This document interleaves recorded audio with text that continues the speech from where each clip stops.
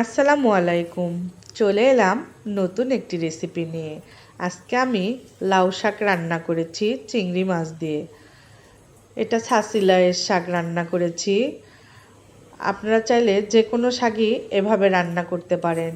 একটু নরম নরম রস রস করে রান্না করলে খেতে ভীষণ ভালো লাগে। এটা গরম ভাত, রুটি অথবা পরোটার সঙ্গেও খেতে বেশ ভালো লাগে।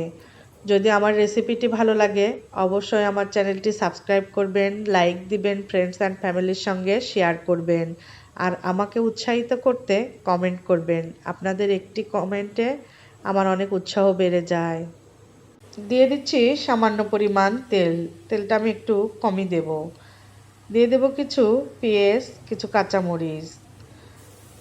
দিয়ে দিচ্ছি 2 চামচ আদা রসুন বাটা। আদা রসুন জিরা তিনটা আমি একসঙ্গে বেটে রেখেছি, 2 চা চামচ দিয়ে দিলাম। 1 চা চামচ লবণ দিয়ে দিলাম, পরে টেস্ট করে দেয়া যাবে।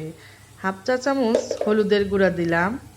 দিয়ে দিচ্ছি হাফ চা চামচ মরিচের গুঁড়া। সামান্য একটু পানি দিয়ে মশলাটা ভালোভাবে কষিয়ে নেব।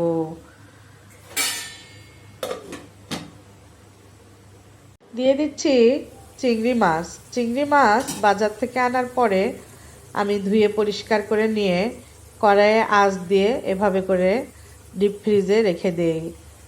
ডিপ ফ্রিজে চিংড়ি মাছ রেখে দিলে দেখবেন কেমন লাল লাল হয়ে যায়, ঠোসা ঠোসা হয়ে যায়। এভাবে একটু আঁচ দিয়ে রাখলে অনেক দিন পর্যন্ত ভালো থাকে, রান্না করতেও সুবিধা হয়। আর আঁচ দেওয়ার পরে চিংড়িগুলো যেখানে সেখানেই বসে বাছা যায়, কোনো মাছের গন্ধ হয় না। দিয়ে দেব কিছু আলু। আলু দিলে এই তরকারিটা খেতে ভালো লাগবে। আলু ছাড়াও এভাবে রান্না করা যাবে। আলু সিদ্ধ হওয়া পর্যন্ত ঢেকে রান্না করব। আলু কিছুটা সেদ্ধ হয়ে গেলে দিয়ে দিব লাউ শাক। লাউ শাকগুলো আগে থেকে কেটে ধুয়ে পরিষ্কার করে রেখেছি। শাকগুলো এখন আমি দিয়ে দিচ্ছি।